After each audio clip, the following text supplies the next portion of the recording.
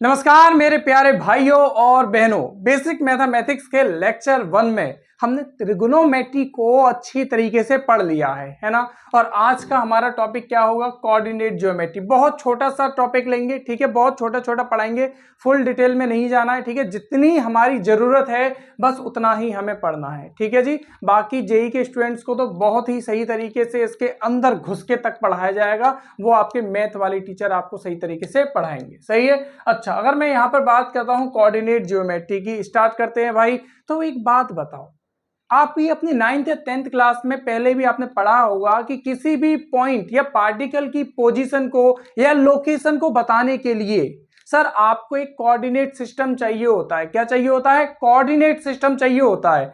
और ये coordinate system कई तरह का होता है, आपने पढ़ा है सर। जैसे कि 9th या 10th में आप क्या पढ़ते हो? रेक्टेंगुलर कोऑर्डिनेट सिस्टम पढ़ते हो, मैं बताऊंगा यहाँ पर, है ना, बस आपको नाम याद दिला रहा हूं। या फिर आपने पढ़ा होगा पोलर कोऑर्डिनेट सिस्टम। ये सिस्टम क्या है सर? किसी भी पॉइंट या कोई भी पार्टिकल जो स्पेस में होगा कहीं पर, ठीक है, इनकी पोजीशन को बताने के लिए यूज किया जाता है। और जैसे कि मैंने दो नाम लिए ना, पोलर कोऑर्डिनेट सिस्टम और रेक्टेंगुलर कोऑर्डिनेट सिस्टम, ये 2D होते हैं, ठीक है। 3D में बात की जाए तो बेटा, अच्छा 2D 3D का मतलब बेटा वो सारी बातें मैं आपको बता दूंगा, टेंशन मत लेना। जब हमारा काइनेमेटिक्स और स्टार्ट होगा ना, वहां पे मैं सारी चीजें बताते हुए चलूंगा, आपको बिल्कुल टेंशन नहीं लेनी है ना। 2D मतलब 2 डायमेंशन, 3D मतलब 3 डायमेंशन, फिलहाल इतनी बात सुन के चलेंगे, है ना।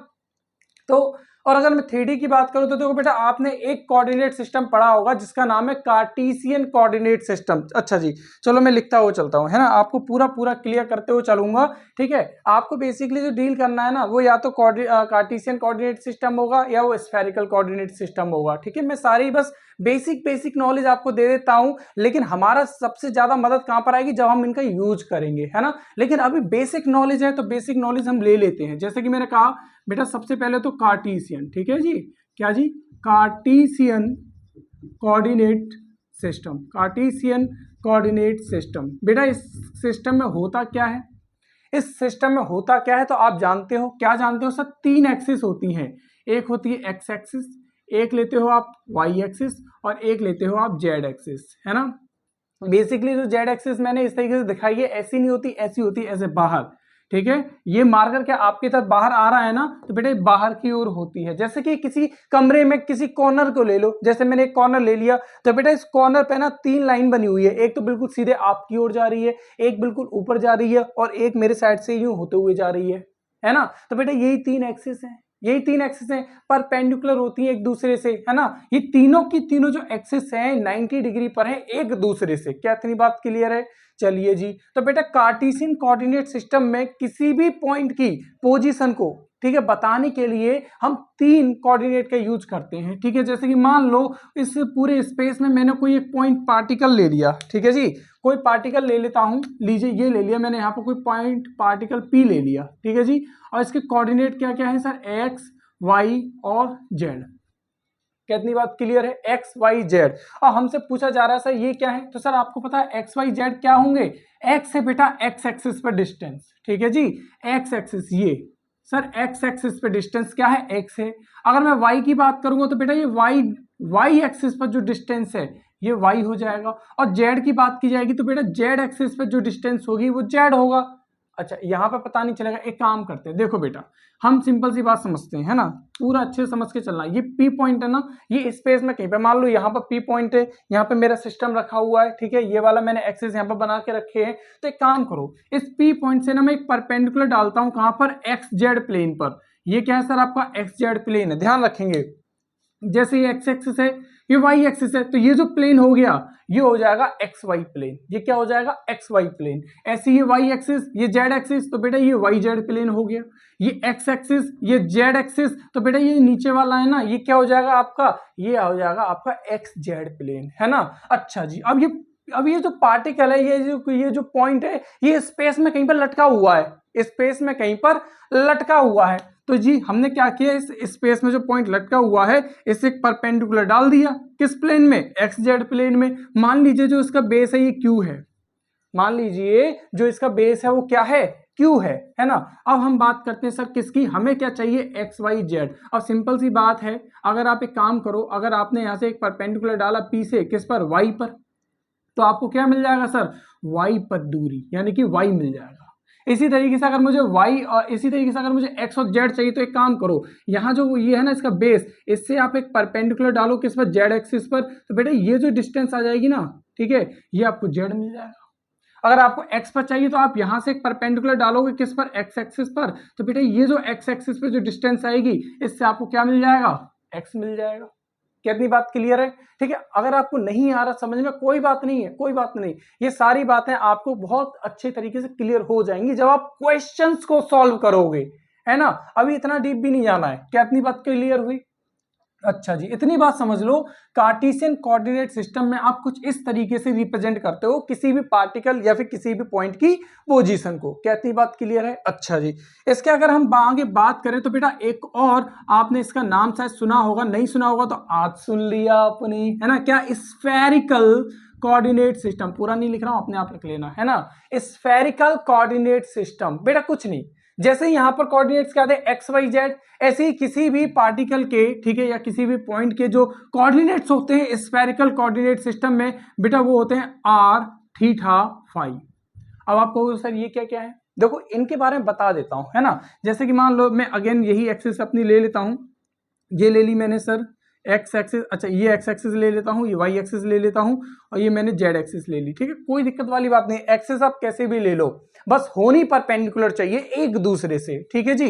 तो हमने कहा सर अगर मान लो अगेन मेरा कोई भी यहाँ पर कोई भी पार्टिकल है या फिर कोई भी पॉइंट है, ठीक है, बार बार पार्टिकल में बोल रहा हूँ, कोई बात नहीं, बात एक ही है ना, फिलहाल के लिए पॉइंट पार्टिकल, ठीक है। तो अगर मैंने यहाँ पर कोई पॉइंट ले लिया, ठीक है, पॉइंट, तो आपने कहा सर अब इसके लिए इन कोऑर्डिनेट्स में बताओ, तो देखो सिंपल सी बात है, आप ये बात जानते हो ये क्या होता है सर, ओरिजिन होता है, जिसके रिस्पेक्ट में पोजीशन देखते हैं ना वो ओरिजिन होता है। तो ये क्या है सर, आपका ओरिजिन है, ये क्या है सर, आपका यहाँ पर ओरिजिन है। तो ओरिजिन से इस पार्टिकल की जो डिस्टेंस होती है ना, ये बेटा ये होती है रेडियल डिस्टेंस, ये क्या होती है, रेडियल डिस्टेंस होती है, और यही है बेटा आर, ठीक है जी।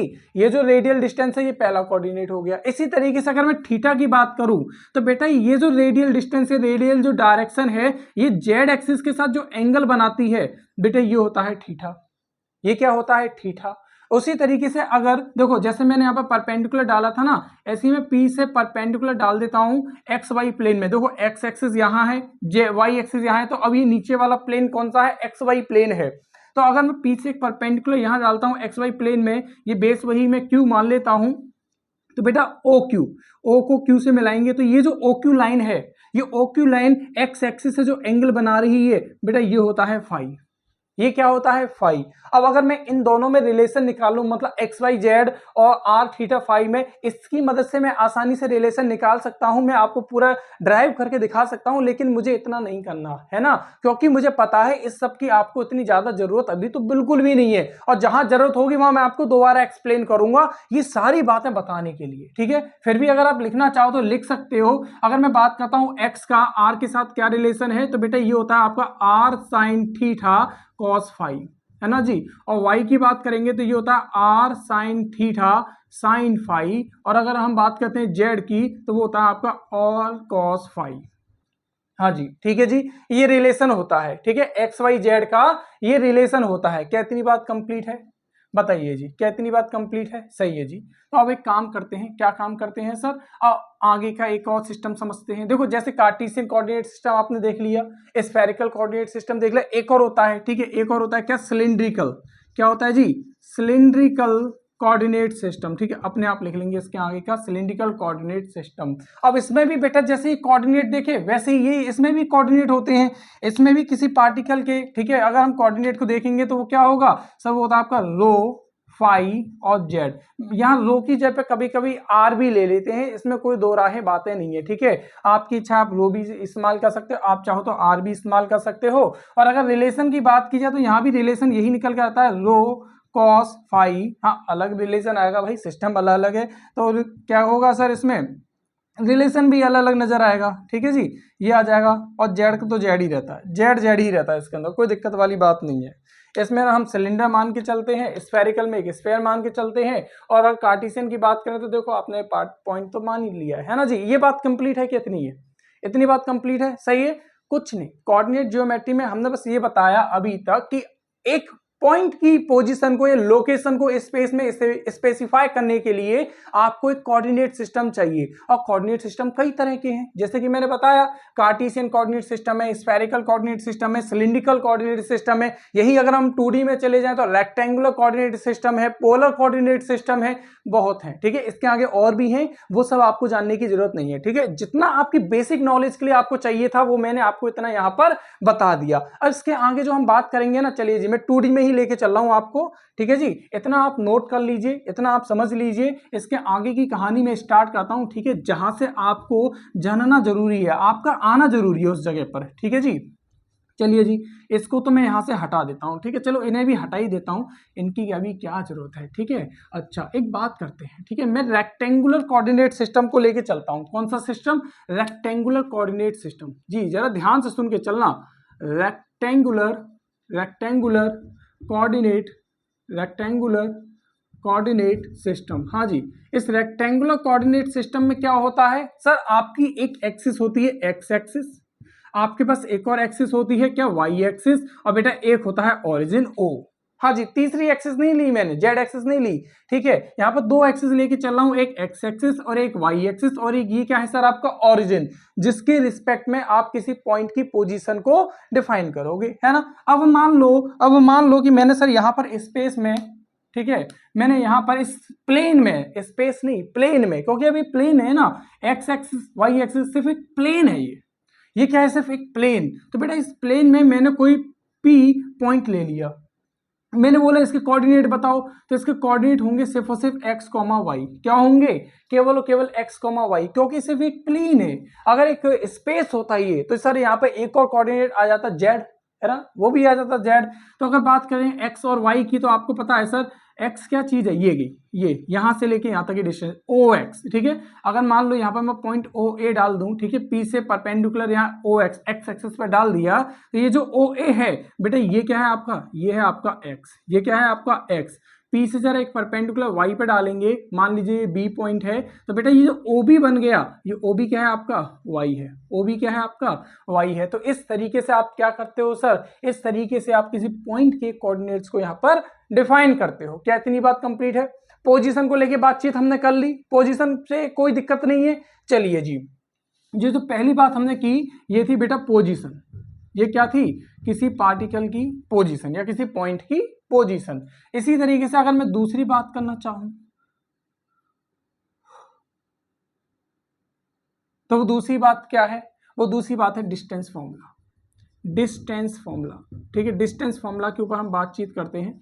बेटा ये डिस्टेंस फॉर्मूला क्या चीज है? बेटा सिंपल सी इसके नाम से पता चल रहा है। अगर मान लो मैंने इस सिस्टम में कोई दो पॉइंट ले लिए, क्या केवल दो पॉइंट ले लिए फिलहाल के लिए, तो बेटा उन दोनों पॉइंटों के बीच में डिस्टेंस कितनी है मैं ये जानना चाह रहा हूं। ठीक है, मान लीजिए ये मेरा सिस्टम मैंने ले लिया, ठीक है, एक पॉइंट मैंने यहां ले लिया, मान लीजिए x1 y1, और दूसरा पॉइंट मैंने यहां कहीं पर ले लिया, मान लीजिए x2 y2। और मैं पूछना चाह रहा हूं सर इनके बीच की जो डिस्टेंस है ये वाली, ये d डिस्टेंस कितनी है?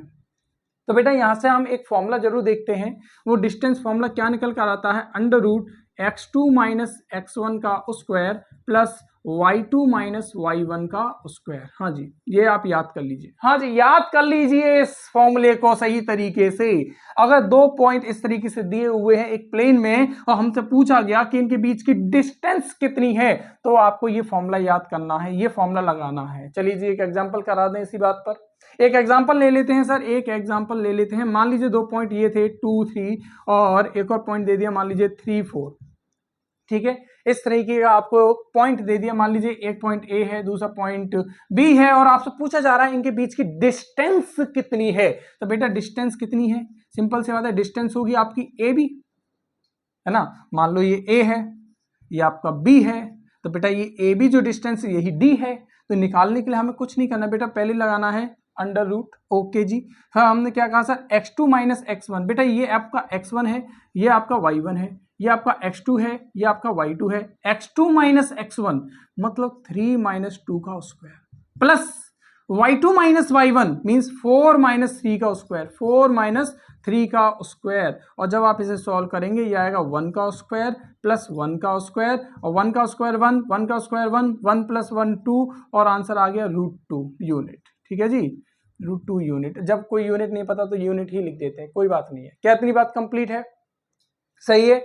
अच्छा जी, वैसे तो डिस्टेंस की यूनिट मीटर वगैरह होती है, अगर हमें दिया होता तो हम कर देते, लेकिन कोई बात नहीं, इतना लिख सकते हैं। अच्छा जी, यहाँ पे और यहाँ पे ध्यान देंगे तो डिस्टेंस फॉर्मूला आपको इतना समझ में आ गया। लेकिन अगर क्या हो, अगर यहाँ पर जेड वाला भी टर्म आ जाए, अगर यहाँ पर अभी तो मैंने सिर्फ एक प्लेन लिया, अगर एक स्पेस ले लेता तो मतलब कि बेटा ये एग्जांपल में मैंने कहा सर एक पॉइंट ए आपको दे रखा है 2 3 4, अब यहाँ पर जेड वाला कोऑर्डिनेट भी ले लिया, और एक और पॉइंट आपको हमने ये दे दिया था -1 3 एंड 0, लीजिए दूसरा पॉइंट ये ले लिया। तो उस केस में आप डिस्टेंस कैसे निकालते? उस केस में भी बेटा फॉर्मूला यही होता, बस एक चीज बढ़ जाती।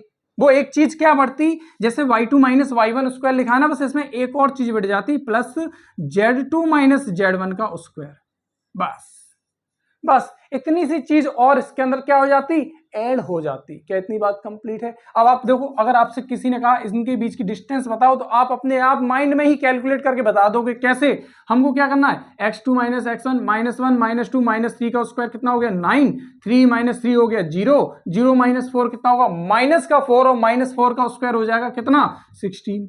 अब 16 + 0 + 9 हो जाएगा 25, और बेटा यहां से आपका आंसर आ जाएगा 5 यूनिट्स। हाँ जी, हाँ जी, क्या होती है बात? बताइए, समझ में आई कि नहीं आई? बात क्लियर है? डिस्टेंस फॉर्मूला क्लियर है कि नहीं है? ठीक है, ये ना बस बेसिक नॉलेज है जो आप ऑलरेडी पढ़ चुके हो, लेकिन आपको यहाँ पे याद दिलाना जरूरी है। फॉर्मूला भी आपने पढ़ा है, ठीक है, और भी बहुत सारी चीजें पढ़ी हैं आपने, सेक्शन फॉर्मूला लेकर बहुत सारी चीजें हैं, और यहाँ तो बेटा मैं आपको बस बेसिक चीजें करा रहा हूँ जो आपको आगे काम आएंगे। हालांकि जब हम इनका यूज करेंगे ना दोबारा, तब बेटा वहां पर मैं आपको दोबारा इन सबको याद दिलाऊंगा, वो जरूरी है, जिससे कि आपको आगे बिल्कुल भी कोई भी दिक्कत ना आए। अच्छा जी, क्या इतनी बात समझ में आई? अब इसके आगे की बात करते हैं बेटा। तीसरी बात स्लोप। ठीक है, हम स्लोप पे बात करते हैं। देखो इसको तो मैं हटा देता हूं, ठीक है जी, यहां से इस चीज को मैं हटा रहा हूं। अब मान लो किसी प्लेन में आपसे बोला जा रहा है स्लोप बताइए। ठीक है, देखिए जी, मान लीजिए ये एक प्लेन ले लेता हूं मैं, ये एक्स और ये वाई एक्सिस। ठीक है जी, एक पॉइंट मैंने यहां ले लिया ए, ठीक है, x1, ठीक है, एक पॉइंट मैंने यहाँ ले लिया a जिसके कोऑर्डिनेट है x1, y1। एक पॉइंट मैं यहाँ ले लेता हूँ b जिसके कोऑर्डिनेट्स क्या है? x2, y2। ओके जी, तो आपने क्या कहा कि सर ये जो लाइन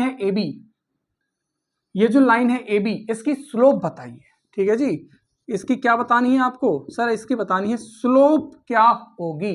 क्या पूछिए? स्लोप। अच्छा जी, स्लोप क्या होता है? तो देखो सिंपल सी बात समझो, इंक्लाइनेशन। ठीक है जी, वो एक्स एक्सिस से कितनी इंक्लाइंड है, आपसे ये पूछा जा रहा है, सिंपल सी बात।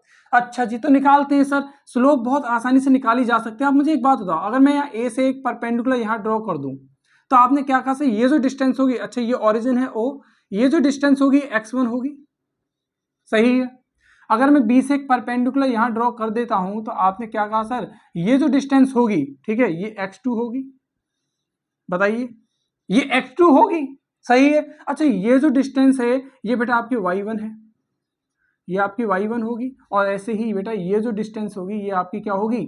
y2 होगी, है ना। ये बात तो हमने पहले ही डिफाइन कर दी थी। अच्छा जी, अब एक बात बताइए, अगर मान लो, देखो जरा ध्यान से, ये मैंने ले लिया इतना, सही है। अब जरा यहाँ पर ध्यान से देखना, ठीक है, यहाँ बहुत ध्यान से देखना। एक बात बताओ, ये क्या है? ये जो डिस्टेंस मैंने इतनी ली, अच्छा इसका नामकरण भी कर देते हैं, ये ए बी, मान लो ये सी डी ई मैंने नामकरण कर दिया, सही है। आप एक बात बताइए, ये जो है ये है आपका डेल एक्स मैंने क्यों बोला? ईडी को, ये क्या होगा ईडी? बेटा x2 - x1, ठीक है, जो हमने डेल एक्स डिफाइन किया है बेसिकली क्या होगा? x2 - x1। क्यों? देखो ईडी है, अगर मुझे ओडी में से, अगर मुझे सिर्फ और सिर्फ ईडी चाहिए, तो बेटा ओडी में से ओई को माइनस कर दूंगा, तो x2 - x1, तो ये बेटा मेरा निकल कर आ जाएगा, तो डेल एक्स आ गया। इसी तरीके से अगर मैं सिर्फ और सिर्फ इस बीसी की बात करूंगा, तो बेटा बीडी में से सीडी माइनस कर दूं, है ना। तो आपने कहा सीडी तो आपका y1 है, CD तो आपका y1 है, तो ये हो जाएगा बेटा आपका डेल y, और डेल y आपका क्या चीज है? डेल y है आपका y2 - y1। क्या है? y2 - y1। तो हमसे कभी पूछा जा रहा है कि स्लोप बताइए, तो बेटा स्लोप कुछ नहीं, स्लोप को हम m से डिनोट करते हैं, ठीक है। इसी को ग्रेडियंट भी कहा जाता है किसी लाइन के लिए, हम उसे आगे समझेंगे। तो m बराबर कितना सर? बेटा del y over del x, इसे याद कर लीजिए, इसे याद कर लीजिए, ये होती है स्लोप, सॉरी, है ना, क्या होती है? स्लोप। और अच्छा जी, इसी को आप क्या लिख सकते हो? m = y2 minus y1 divide में कितना x2 माइनस x1। इसी चीज को आप ये भी लिख सकते हो, ठीक है, del y over del x। कहते हैं बात कंप्लीट है। तो आपने कहा sir del y over del x। अच्छा, एक और चीज बेटा, अगर ध्यान से देखो तो ये एक राइट एंगल टेंगल बनना है ना, राइट एंगल टेंगल बनना है ना। और मैंने कहा सर ये अगर थीटा एंगल है तो बेटा del y over del x basically होता क्या है फिर यहाँ पर? अगर थीटा ये दे रखा है, ये del y over del x ये दे रखा है, तो क्या बेटा टेन थीटा नहीं हो गया? बताओ, अगर मैं यहाँ पर टेन थीटा निकालूंगा, अगर मैं यहाँ पर टेन थीटा निकालूंगा तो यही तो आएगा del y over del x. हाँ जी, और del y over del x क्या है सर आपका? एम। तो इसका मतलब सर एम बराबर क्या होता है? एम बराबर टेन थीटा होता है। हाँ जी, क्या ये बात कंप्लीट हुई? ये बात समझ में आई? ठीक है। अच्छा जी, थीटा क्या एंगल है सर? ध्यान रखेंगे ये थीटा एंगल क्या है? पॉजिटिव एक्स एक्सिस से बनाया गया एंगल। हाँ जी, एक और बात ध्यान रखेंगे क्या, कि थीटा को हम जो एंगल है इसको हम पॉजिटिव कंसीडर करते हैं जब हम इसे कैसे लेते हैं? Anti clockwise. कैसे सर? Anti clockwise. देखो मैंने एंटी क्लॉकवाइज ही तो लिया थीटा को, नीचे से ऊपर की ओर, है ना। ये क्या है? एंटी क्लॉकवाइज, मतलब घड़ी के विपरीत दिशा में अगर आप थीटा ले रहे हो तो वो पॉजिटिव कंसीडर करोगे। और अगर थीटा को नेगेटिव कंसीडर किया जाएगा जब आप इसे कैसे लोगे? क्लॉकवाइज लोगे, है ना जी। कैसे लोगे? क्लॉकवाइज लोगे। हाँ जी, क्या बात समझ में आई? एंटी क्लॉकवाइज लिया तो थीटा पॉजिटिव, क्लॉकवाइज लोगे तो थीटा नेगेटिव। इसके बारे में बताऊंगा। देखो जैसे कि इसके आगे ही मैं एक एग्जांपल लेके चलता हूं, है ना। देखिए जी, पहले तो बताओ इतनी बात कंप्लीट है, इतनी बात समझ में आई। अब मान लो मैंने यहाँ पर एक एग्जांपल ले रहा हूँ, ठीक है। ये डिस्टेंस वाली चीज आपको यहाँ से हटा देता हूँ, ठीक है जी। यहाँ पर ना एक एग्जाम्पल लेके चलता हूँ, उस एग्जाम्पल से ना पूरी तरह से आपको समझ में आ जाएगा। देखिए जी, मान लो मैंने आपके सामने ये दे दिया, ठीक है, एक लाइन दे दी इस तरीके से, ये लीजिए, ठीक है। ये पॉइंट मान लेते हैं, दे दिया आपको 3,0, और ये पॉइंट दे दिया मान लीजिए 0,2। सही है। अब मैंने आपसे बोला कि इस लाइन की मुझे स्लोप बताइए, स्लोप क्या होगी। अब आप इस स्लोप को ना बड़ी आसानी से निकाल सकते हो। कैसे निकाल सकते हो? जरा देखो बेटा, ये हो गया आपका x1 y1, ये मान लेते हैं x2 y2। अब मैंने बोला स्लोप बताइए, तो स्लोप बेटा आप इजीली निकाल दोगे, y2 माइनस y1 डिवाइड में कितना? x2 minus x1। हाँ जी, तो y2 कितना है बेटा? 0, और 0 माइनस 2 तो बेटा हो जाएगा माइनस का 2, डिवाइड में x2 माइनस x1, 3 माइनस 0 कितना आया? 3। तो बेटा स्लोप कैसी आ रही है? नेगेटिव आ रही है। स्लोप कैसी आ रही है? नेगेटिव आ रही है। और अगर आप रेजिस्टेंस से टेन थीटा वाला फॉर्मूला लगाते और आपने कहा सही मैं तो इसे थीटा मान लेता हूं, इसे थीटा मान लेता हूं, तो आपने कहा सही ये 2 है, ये डिस्टेंस 2 है, ये डिस्टेंस कितनी है? 3 है। तो आपने ये कह देना था कि टेन थीटा कितना आ जाता? 2/3 आ जाता। लेकिन बेटा यहाँ गलती हो गई। देखो माइनस की है स्लोप तो, लेकिन ये पॉजिटिव आ रही है। हालांकि टेन थीटा है तो एम ही ना, लेकिन ये पॉजिटिव आ रही है। बेटा दिक्कत यही आ गई, जैसा कि मैंने कहा थीटा अगर आप एंटी क्लॉकवाइज लोगे तो बेटा पॉजिटिव, क्लॉकवाइज लोगे तो नेगेटिव। अब यहाँ पर अगर आप ध्यान से देखो थीटा ऐसे करके लिया गया एक्स एक्सिस से, देखो क्लॉकवाइज डायरेक्शन में लिया गया है, तो हमें साफ साफ पता है कि यहाँ पर थीटा कैसा होना चाहिए? नेगेटिव। तो यहाँ पर बेटा थीटा ना लेके क्या लिया जाएगा? माइनस का थीटा लिया जाएगा। और हमें पता टेन थीटा माइनस को पचा नहीं पाता, इसे बाहर करना पड़ेगा। तो माइनस का टेन थीटा इक्वल आ जाएगा 2/3 के, और माइनस को वहां फेंकेंगे तो बेटा टेन थीटा कितना हो जाएगा? माइनस का 2/3। लीजिए, अब ये सही है, अब ये सही है। क्या बात कंप्लीट है? नहीं, अगर ये बात भी अगर आपको समझ में नहीं आ रही तो कोई बात नहीं। एक बात बताओ, ये थीटा ऐसे ना लेके आप यही ले लेते, एंटी क्लॉकवाइज ये ले लेते थीटा, तो बेटा ये जो थीटा होता है थीटा ना होके क्या हो जाता? 180 माइनस थीटा हो जाता। समझ में आ रही है बात? अगर मैं एंटी क्लॉकवाइज ही थीटा लेता तो बेटा ये जो एंगल होता, एक स्ट्रेट लाइन पे एंगल कितना बनता? 180 का। तो बेटा अगर मुझे ये एंगल चाहिए तो ये एंगल अब कितना हो जाता? ये एंगल आपका बचता कितना? 180 माइनस थीटा। अगर ये थीटा है तो ये बच्चा कुछ एंगल कितना है? 180 माइनस थीटा। और अब इस जगह पर अगर मैं निकालता 10 180 माइनस थीटा इक्वल कितना? 2/3 परपेंडिकुलर अपॉन बेस। तो आपने कहना था बेटा tan 180 माइनस थीटा क्या होता है? ये भी मैंने लास्ट, ठीक है, पहले लेक्चर में बताया है क्या होता है। बेटा पहले देखो क्वाड्रेंट कौन सा है, तो आपने कहा ये तो सेकंड क्वाड्रेंट है, और सेकंड क्वाड्रेंट में पॉजिटिव नेगेटिव का खेल याद है, ठीक है। ऑल सर्विस या फिर ऐड शुगर टू कॉफी, ठीक है, ये बातें आपने याद की थी। तो आपने कहा सर 10 तो होता है नेगेटिव, 180 पे 10 चेंज नहीं होगा, तो 10 का 10 ही रहेगा, और ये आ जाएगा बेटा आपका थीटा इक्वल 2/3। तो आपने कहा सर ये आ जाएगा tan theta is equal to minus का 2/3, और यही आपकी क्या है? स्लोप है। हाँ जी, क्या बात कंप्लीट है? ये बात समझ में आई कि नहीं आई? ठीक है, बस एक ही चीज को मैंने कई बार अलग अलग तरीके से डिफाइन कर दिया। बस देखो मैथ में यही है, अगर आपको कॉन्सेप्ट पता है, आपने लगा दिया, तो आंसर वही आएगा जो वास्तविकता में है। ठीक है, बस आपको ज्यादा घबराने करने की जरूरत नहीं है, लड़ जाओ इस बात पर कि अगर मेरा कॉन्सेप्ट सही है तो आंसर भी सही है।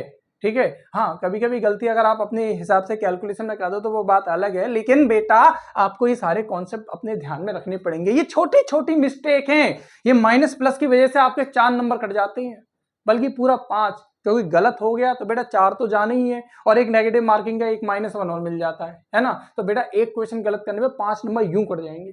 इसीलिए बेटा ये छोटी छोटी माइनर सी मिस्टेक तो आपको याद करनी पड़ेगी, ध्यान में रखनी पड़ेंगी। बताइए क्या इतनी बात कंप्लीट है? सही है। चलिए जी, कोऑर्डिनेट ज्योमेट्री में फिलहाल तो इतना ही। ठीक है, बाकी आगे अगर हमें और भी कुछ जरूरत पड़ेगी तो वो भी देखेंगे। अभी सिर्फ बेसिक, बहुत ही ज्यादा बेसिक चीजें बताई हैं, है ना। अब ऐसे ही अगर मान लो, चलिए एक क्वेश्चन आपको दे ही देता हूं। ठीक है, ये मैं यहाँ से हटा रहा हूं, मैं ये यहाँ से हटा रहा हूं। ठीक है जी, चलिए जी, इसे तो मैंने यहाँ से हटा दिया, चलिए जी इसे भी हटा ही देते हैं। ठीक है, मैं आपके लिए एक बड़ा ही बेसिक सा क्वेश्चन लेकर आ रहा हूँ। मुझे ये बताइए, अगर मान लो मान लो कि मुझे एक चोर को पकड़ना है। ठीक है, मान लो कि मुझे एक चोर को पकड़ना है, और वो जो चोर है वो एक रास्ता फॉलो कर रहा है, एक पाथ फॉलो कर रहा है, वो ये वाला पाथ है, y - x = 0। ठीक है, ये किसका पाथ है सर? ये थीफ का। ठीक है जी, किसका? एक चोर है जो इस रास्ते से जा रहा है। ओके, और जो मैं पाथ फॉलो कर रहा हूं इस चोर को पकड़ने का, वो हम मान लेते हैं, वो दे रखा हमें x² + y² = मान लेते हैं 4। ओके जी, ये है मेरा माइंड। हाँ जी, ठीक है। अब ये बताइए क्या पॉसिबिलिटी है, या वो कौन से पॉइंट हैं जहां पर मैं उस चोर को पकड़ सकता हूं? बताइए। अच्छा, यहाँ ना मैंने अभी आपको ग्राफ के बारे में बताया नहीं है, चलो लेकिन यहाँ डिफाइन कर देता हूं। अगर आप इसे ध्यान से देखोगे ना, तो ये जो पाथ आप देख पा रहे हो, चोर वाला, बेटे ये स्ट्रेट लाइन का पाथ है। क्या है सर? ये स्ट्रेट लाइन का एक पाथ है। ठीक है, इसके बारे में मैं सही से बताऊंगा। और अगर मैं इसकी बात करूं तो बेटा एक सर्कल का पाथ है। ये क्या है? एक सर्कल का पाथ है। जब मैं आपको ग्राफ के बारे में बताऊंगा ना, तब वहां पे आपको ये डिफाइन करूंगा। बस आपको यही बताऊंगा स्टैंडर्ड ग्राफ कौन कौन से है, बाकी के काइनेमेटिक्स में जो ग्राफ बताऊंगा फिर वहां पर आपके दिमाग की नसों को खोलूंगा सही तरीके से, एक एक को। सही है। अच्छा जी, तो बेटा हमने कहा कि चोर जो है वो एक स्ट्रेट लाइन पे जा रहा है, और मैं हूं कि एक सर्कल पे जा रहा हूं, तो वो कौन से पॉइंट्स होंगे जहां पे मैं उस चोर को पकड़ सकता हूं? तो आपने कहा सर एक काम करते हैं सर, देखो मान लीजिए ये तो आप हो, जा रहे हो। ठीक है, और और हमने क्या कहा सर, और जो चोर है बेटा वो ऐसे करके जा रहा है। ठीक है जी, और y - x दे रखा है। तो बेटा हमें सिंपल सी बात है, ये वो पॉइंट पूछे जा रहे हैं कि कहां पर मैं उस चोर को पकड़ लूंगा। तो मान लेते हैं सर वो पॉइंट x1, y1 है। मान लो ये वो पॉइंट है जहां पर मैं उस चोर को पकड़ लूंगा, तो इसका मतलब इस पॉइंट पर मैं भी मिल जाऊंगा, इस पॉइंट पर चोर भी मिल जाएगा। इसका मतलब ये पॉइंट इन दोनों इक्वेशन को सेटिस्फाई करेंगे, है ना, क्योंकि इस पॉइंट पर मैं और चोर दोनों ही हैं। तो आपने क्या कहा सर, एक बात बताओ, अगर x1 y1 में यहाँ पर पुट करूंगा तो बेटा y1 - x1 = आ जाएगा 0। ये पहला इक्वेशन मान लो, और यही पॉइंट इस वाले पाथ को भी, मतलब मेरे वाले पाथ को भी क्या करेंगे? सेटिस्फाई करेंगे। तो बेटा x1² + y1² = 4, ये आ जाएगा second equation using first equation. बेटा पहले इक्वेशन से अगर आप देखोगे तो क्या y1 = x1 है? आपने कहा हाँ सर, इसको पुट कर दो इस वाली इक्वेशन में, तो बेटा ये x1² + x1² = 4, ये हो जाएगा 2x1² = 4। तो x1² = आएगा 2, 2 से 4 2 टाइम्स कट जाएगा, और x1 आपका कितना आ जाएगा? +-√2। +-√2। जब भी आप क्या करोगे, स्क्वायर रूट लोगे तो दो वैल्यू आती है हमेशा, एक प्लस की और एक माइनस की। तो बेटा ये तो हो गया आपका x1, और अगर y1 की बात की जाएगी तो y1 भी x1 के बराबर ही है, तो बेटा वो भी +-√2 आ गया। सही है। तो इस तरीके से बेटा आपको क्या मिलेंगे सर? 2 पॉइंट मिल जाएंगे, एक √2, ठीक है, एक मिल जाएगा यहाँ √2, और एक पॉइंट यहाँ मिल जाएगा। ठीक है, कौन सा? -√2 और -√2। हाँ जी, क्या बात समझ में आ रही है कि नहीं आ रही है? ठीक है, अब आप कहोगे सर ये वाले पॉइंट क्यों नहीं मिलेंगे? यहाँ पे ये भी तो आएगा, एक हो सकता है ये मिल जाएगा +√2 और एक -√2। है ना। ऐसा भी तो आप कह सकते हो, सही ये भी तो हो सकता है, प्लस मतलब ये एक्स एक्सिस, माइनस मतलब माइनस वाली एक्स एक्सिस, मतलब यहाँ पर भी तो एक पॉइंट आपको मिल सकता है, नहीं मिलेगा। चोर का पाथ देखो ना, वो ऐसा है। आपने कहा सर ऐसा ही कैसे है, तो बेटा ये देखो y बराबर क्या दे रखा है x, y बराबर क्या दे रखा है x। अगर स्ट्रेट लाइन की अगर मैं इक्वेशन की बात करूं तो वो होता है y equal m x plus c, जहां पर m क्या है सर आपका, m है ग्रेडियंट या फिर सिंपल भाषा में कहा जाए स्लोप। ये क्या होती है सर आपकी स्लोप, और c क्या होता है सर आपका, c होता है आपका इंटरसेप्ट। इंटरसेप्ट y एक्सिस पर काटा गया इंटरसेप्ट, है ना जी, ये होता है। अगर मैं यहां पर बात करूं तो c तो आपका जीरो है, हाँ जी c जीरो क्यों है, क्योंकि वो ओरिजिन से होके जा रहा है, ओरिजिन से होके जाएगा तो सी जीरो है, क्योंकि ना तो वाई एक्सिस पे ना वाई एक्सिस पे तो इसने कुछ काटा ही नहीं, ना एक्स एक्सिस पे कुछ काटा है ना। इस बात को समझना, वाई एक्सिस पे कोई इंटरसेप्ट है ही नहीं तो सी जीरो है, ओरिजिन से होके जा रहा है। और अगर बात करें स्लोप की तो बेटा एक बात बताओ, स्लोप भी बेटा ये कितना है, 45 डिग्री का एंगल बनना है। आपको सर 45 कैसे पता किया, देखो अगर मैं इस इक्वेशन को इससे कंपेयर करूंगा ना तो बेटा सी तो हो गया जीरो, और m की वैल्यू बेटा 1 इंटू एक्स है, तो m की वैल्यू कितनी है 1, और m मैं जानता हूं m ही होता है मेरा tan थीटा इक्वल 1, और 1 वैल्यू होती है tan में 45 की, तो बेटा जो थीटा आ गया कितना आ गया 45। सही बात है। तो यहाँ पर ना आपको एक चीज क्या पता चल रही है कि अगर थीटा आपका 90 डिग्री से कम होता है तो बेटा टेन थीटा जो होता है ना वो आपका कैसा होता है, पॉजिटिव होता है। मतलब कि स्लोप जो होगी वो आपकी कैसी होगी, पॉजिटिव होगी। और अगर टेन थीटा से अगर बड़ा होगा थीटा थीटा अगर आपका 90 डिग्री से बड़ा होगा तो बेटा m यानी कि स्लोप भी क्या होती है आपकी, नेगेटिव होती है। और जैसा कि मैंने यहां देखा y इक्वल कितना दे रखा है x, y इक्वल कितना दे रखा है x, इसका मतलब स्लोप है पॉजिटिव, मतलब थीटा बनेगा लेस देन 90।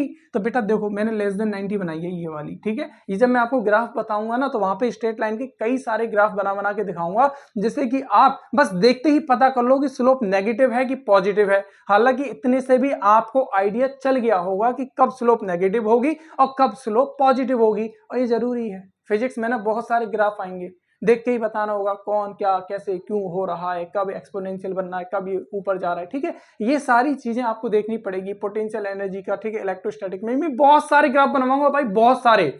और हाँ आपके एग्जाम में पूछ लिए जाते हैं भाई साहब, डायरेक्ट ग्राफ दे देते हैं, डायरेक्ट ग्राफ दे देते हैं, बताओ कि इसका रिलेशन ऐसे ऐसे है, तो बताओ ये ग्राफ इसमें कौन सा सही होगा, है ना। बहुत ही सिंपल तरीके से देते हैं। अच्छा एक छोटा सा एक सवाल ही बता दूं क्या मैग्नेटिज्म का, है ना। एक छोटा सा मैग्नेटिज्म का सवाल बता ही देता हूं कि आप समझ जाओगे कि क्यों ये डायग्राम जो मैं बनवाता हूं ये जरूरी है, ठीक है। इसको ना मैं मिटा देता हूं यहां से, इसको मैं यहां से मिटा देता हूं, ठीक है। और आपके सामने एक डायग्राम लेके चलता हूं, ठीक है जी। कोऑर्डिनेट ज्योमेट्री में हम इतना ही कर रहे हैं, बस एक छोटा सा सवाल करा देता हूं, ठीक है, जिससे कि आपको एहसास होगा कि सिंपल से सिंपल क्वेश्चन भी आ जाते हैं, बस अगर आपको डायग्राम पता हो और बेसिक चीजें पता हो। कैसे, देखो जेई मेंस में ना एक क्वेश्चन आया था, हाँ जी जेई मेंस में एक क्वेश्चन आया था जो कि मैग्नेटिज्म से था। और क्वेश्चन क्या था बेटा, क्वेश्चन ये था, देखो आपको ए ऑप्शन दे रखा था कुछ इस तरीके से, ये एक बार मैग्नेट आपके सामने बना दी, यहाँ नॉर्थ पोल दिखा दिया, यहाँ साउथ पोल दिखा दिया। इसी तरह से बी ऑप्शन में भी बेटा यहाँ पर है आपके सामने एक बार मैग्नेट थी, एक नॉर्थ पोल, ये साउथ पोल। सी ऑप्शन में बेटा यहाँ पे एक बार मैग्नेट, ठीक है, अभी पूरा नहीं हुआ है, ये नॉर्थ पोल ये साउथ पोल। इसे डी ऑप्शन में यहाँ पर फिर से बेटा एक नॉर्थ पोल और साउथ पोल, इस तरीके से बार मैग्नेट ली और इनका डायग्राम बनाया, ठीक है। कैसे, इनकी जो मैग्नेटिक लाइंस है, मैग्नेटिक फील्ड लाइंस, उनका डायग्राम बनाया। पहले डायग्राम को इस तरीके से दिखाया, ठीक है, मैग्नेटिक फील्ड लाइंस को इस तरीके से लीजिए। दूसरे डायग्राम में कैसे दिखाया बेटा, इस तरीके से, ठीक है। फिर ये अंदर की ओर, फिर इस तरीके से दिखाया, ठीक है, ये जाते हुए फिर ये अंदर की ओर इस तरीके से। तीसरे डायग्राम में कैसे दिखाया बेटा, इसको ऐसे ले गए साउथ से नॉर्थ की ओर, फिर ऐसे करके साउथ से नॉर्थ की ओर। और ये चौथे डायग्राम में बेटा कैसे दिखाया, इस तरीके से, एक तो जा रही थी नॉर्थ से साउथ और अंदर भी इस तरीके से, और एक कैसे जा रही थी, इस तरीके से नॉर्थ से साउथ की ओर, और नहीं यहाँ पर फिर कैसे उल्टा था, है ना, ये इस तरीके से और इस तरीके से। बात क्लियर है। अब आपसे पता है 4 नंबर में जेई मेंस में क्वेश्चन पूछा गया, लो लिख देता हूं बेटा, ये जेई मेंस में आया है, ठीक है। जेई मेंस में एक क्वेश्चन पूछा गया है और आपसे बोला गया बताइए इसमें से कौन सा ऑप्शन सही है। अगर आपने इसको सही तरीके से पढ़ा है, जाना है, समझा है, ठीक है, तो आप इसको बस देखते भर में कर दोगे, 1 सेकंड का नहीं है। कैसे, अगर देखो मैं अभी आपको छोटा सा बता देता हूं, क्योंकि आपने मैग्नेटिज्म थोड़ा बहुत पढ़ा है तो इसलिए मैं अभी बता देता हूं, इसलिए मैंने क्वेश्चन करा दिया, ठीक है। हम सभी ने बचपन में पढ़ रखा है कि अगर कोई बार मैग्नेट है तो जो मैग्नेटिक फील्ड लाइंस होती हैं ना वो नॉर्थ पोल से निकल के साउथ पोल में जाती हैं। तो पहला वाला डायग्राम बिल्कुल सही दिखा रहा है कि सर नॉर्थ पोल से जाके साउथ में घुस गई, नॉर्थ पोल से निकल के साउथ पोल में घुस गई। हाँ जी बिल्कुल सही बात है, लेकिन बेटा सही चीज तो ये दिखा रहा है दूसरा वाला ऑप्शन। कैसे? क्योंकि हमें ये भी बताया गया है कि मैग्नेट के अंदर साउथ पोल से नॉर्थ पोल की ओर मैग्नेटिक लाइंस जाती हैं। देखो ये पूरा एक लूप बनाती है। देखो नॉर्थ से गई साउथ में गई, साउथ से फिर नॉर्थ में गई, नॉर्थ से गई साउथ में गई, फिर साउथ से नॉर्थ में गई, है ना। अंदर मैग्नेट के अंदर साउथ से नॉर्थ और मैग्नेट के बाहर नॉर्थ से साउथ। ठीक है, अब अगर मैं इसकी बात करूं तो बेटा ये देखो उल्टा हो रहा है, साउथ से नॉर्थ में जा रही है, साउथ से नॉर्थ में जा रही है, ये गलत है। इसी तरीके से इसमें देखो इसमें उल्टा ही कर दिया, पहले तो नॉर्थ से साउथ में भेज दिया, फिर साउथ से नॉर्थ में भेज दिया। तो बच्चे को अगर बेसिक नॉलेज ना हो तो बेटा आप इतने फालतू के 4 नंबर गवा के आ जाएगा। बताओ क्या था इस क्वेश्चन में, है ना, सिंपल है ना। तो बस आपको कुछ नहीं करना था, बस ऑप्शन बी को क्लिक करके आ जाना था और लीजिए आपको मिल गए 4 नंबर। तो चलो ठीक है, कोऑर्डिनेट ज्योमेट्री में ठीक है जितना बेसिक हमें जानना था ना वो हमने यहाँ पर इतना जान लिया। ठीक है, अब इसके आगे की बात करते हैं बेटा। अब ना कैलकुलस स्टार्ट करते हैं, डिफरेंशिएशन जिसकी जरूरत पड़ेगी आपको बहुत ज्यादा जरूरत पड़ने वाली है। ठीक है, ये तो मैंने बेसिक से एक क्वेश्चन करा दिया आपको।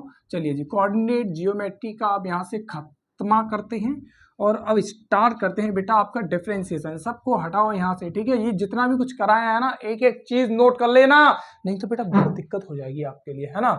अच्छा जी, तो चलिए जी स्टार्ट करते हैं। क्या सर? आपका डिफरेंशिएशन। ठीक है जी, डिफरेंशिएशन। अब ये क्या होता है, इसका फिजिकल मीनिंग क्या होता है बेटा, मैं एक एक चीज आपको डिफाइन करूंगा, इसीलिए अपने कान खुले रखना, दिमाग खुला रखना और बहुत ही आराम पूर्वक बैठ के इसे पढ़ना, है ना। चलिए जी स्टार्ट करते हैं बेटा। डिफरेंशिएशन पढ़ाने से पहले मैं कुछ चीजें आपको फिर से रिवाइज करना चाहता हूं, जैसे कि बेटा एक कांस्टेंट क्वांटिटी। ठीक है जी, क्या जी? कांस्टेंट क्वांटिटी ये क्या होता है? तो जैसे कि हमने पढ़ा है, नंबर्स पढ़े ना 1 2 3 4 5, बेटा ये कांस्टेंट होते हैं। आपने पाई देखा ना, पाई बेटा ये पाई है ना, क्या वैल्यू होती है इसकी? तो आपने कहा सर 22/7, है ना। आपने ई पढ़ा है ना, ई है ना, इसकी वैल्यू क्या होती है? 2.71 करके कुछ वैल्यू होती है ना। ये क्या है सर? ये आपके कांस्टेंट ही तो है। कांस्टेंट मतलब वो क्वांटिटी जिनकी वैल्यू चेंज नहीं हो सकती, जिनकी वैल्यू चेंज नहीं हो सकती वो बेटा कांस्टेंट होते हैं। इसी तरीके से आपने एक और चीज पढ़ी होगी, वो पढ़ा होगा आपने वेरिएबल। क्या पढ़ा होगा? Variable quantity. अब ये क्या होती है? अब ज्यादातर आपने 9th या 10th क्लास में जब इक्वेशंस को देखा 3x² + 1, तो वहां पर x को हम क्या बोलते थे? वेरिएबल बोलते थे, है ना। इसी तरीके से x y z एक्सेट्रा, मतलब इनकी वैल्यू चेंज हो सकती है। ठीक है, वेरिएबल वो जिनकी वैल्यू चेंज हो सकती है। कैसे? मान लो x को मैंने आज एक वैल्यू दे दी, हाँ जी 1 हो गया। अगर मैंने x को 2 वैल्यू दे दी तो हाँ जी वो 2 हो गया। मतलब वेरिएबल की वैल्यू चेंज हो सकती है। ठीक है, जिनकी वैल्यू वेरी करती है, चेंज हो सकती है, उन्हें हम वेरिएबल क्वांटिटी कह देते हैं। और जिनकी वैल्यू चेंज नहीं हो सकती वो कांस्टेंट होते हैं। कांस्टेंट होते हैं। फिजिक्स में आप कई सारे कांस्टेंट के बारे में पढ़ोगे, प्लैंक्स कांस्टेंट पढ़ोगे, ग्रेविटेशनल कांस्टेंट पढ़ोगे, और एक आपने इलेक्ट्रोस्टैटिक फोर्स निकालते तो वहां पे के करके आपने अगर पढ़ा होगा, 10th क्लास में है, छोटा सा टॉपिक है ना, तो वो भी कांस्टेंट होता है ना। इस तरीके से बेटा बहुत सारे कांस्टेंट आएंगे जिनकी वैल्यू क्या होती है? फिक्स रहती है ना जी। ऐसी आपकी सबसे बड़ा कांस्टेंट लीजिए, लाइट, स्पीड ऑफ लाइट बेटा कितनी होती है? c क्या होती है? 3 × 10⁸ मीटर पर सेकेंड। ये भी कांस्टेंट कही जाती है। हाँ 2.99 समथिंग कुछ होती है, लेकिन कांस्टेंट इतनी मानी जाती है। क्या इतनी बात समझ में आ रही है? क्या इतनी बात समझ में आ रही है ना।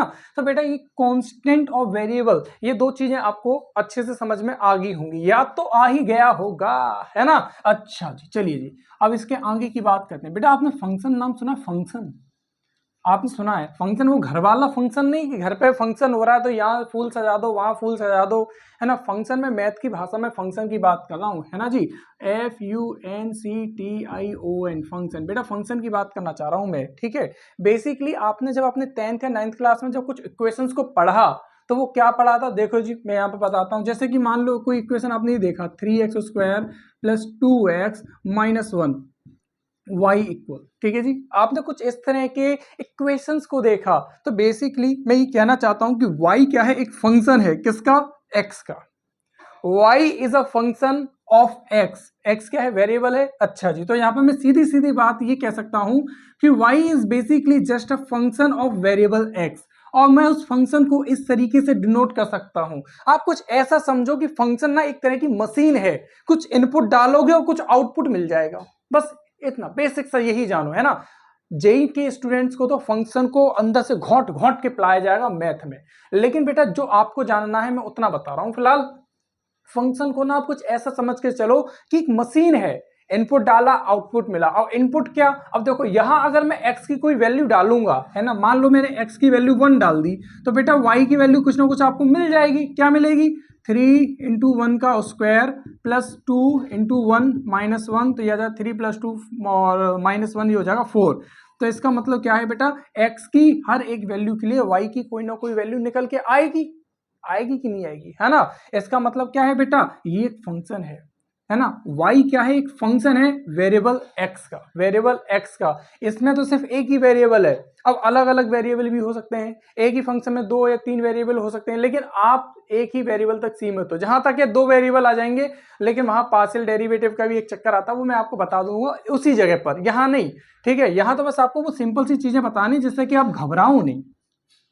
आप अगर आप घबरा गए ना तो दिक्कत आ जाएगी सर, इसे घबराना नहीं है। तो मैंने क्या बताया बेटा, फंक्शन के बारे में मैंने क्या बताया कि बेसिकली क्या है, ठीक है, एक वेरिएबल है, उसी से रिलेटेड एक फंक्शन दे दिया। फंक्शन जैसे कि आप एक मशीन मान लो, और y को मैंने कैसे दिखाया, y को मैंने दिखाया फंक्शन है ये किसी भी वेरिएबल x का, फंक्शन है किसी भी वेरिएबल x का। और मैंने ये भी कहा कि अगर x चेंज होगा तो y भी चेंज होगा।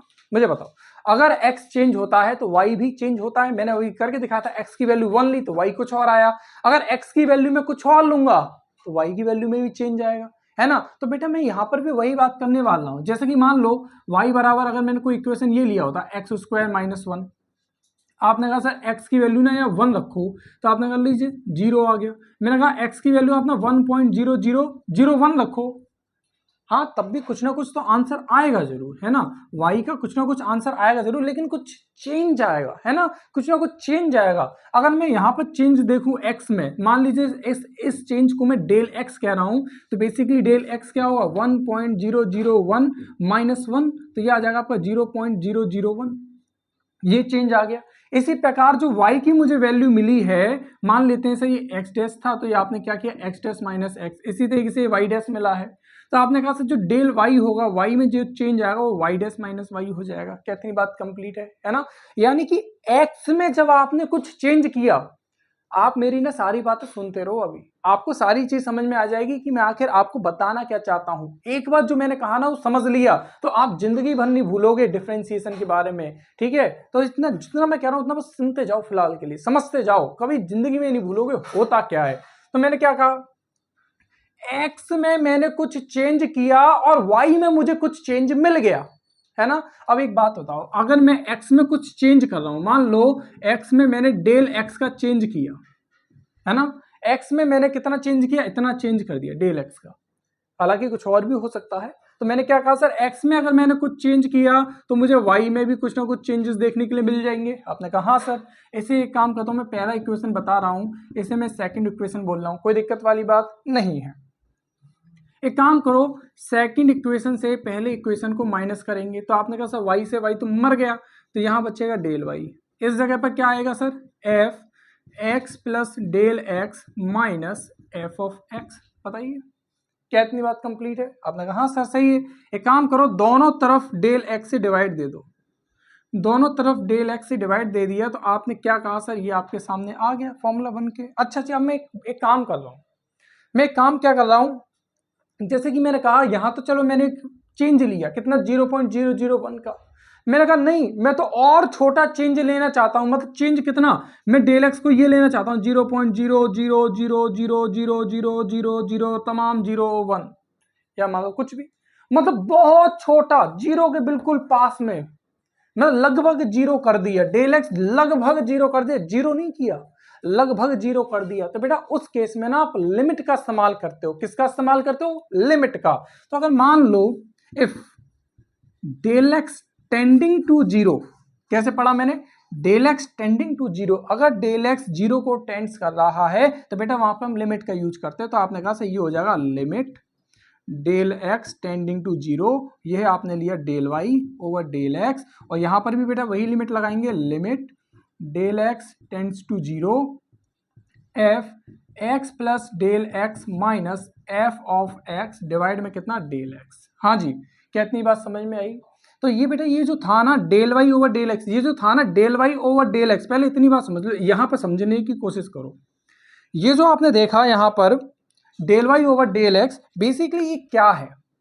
ये जो है ना ये del y over del x, यहाँ मैं लिख देता हूँ, ये क्या आपकी rate of change of y, ठीक है, रेट ऑफ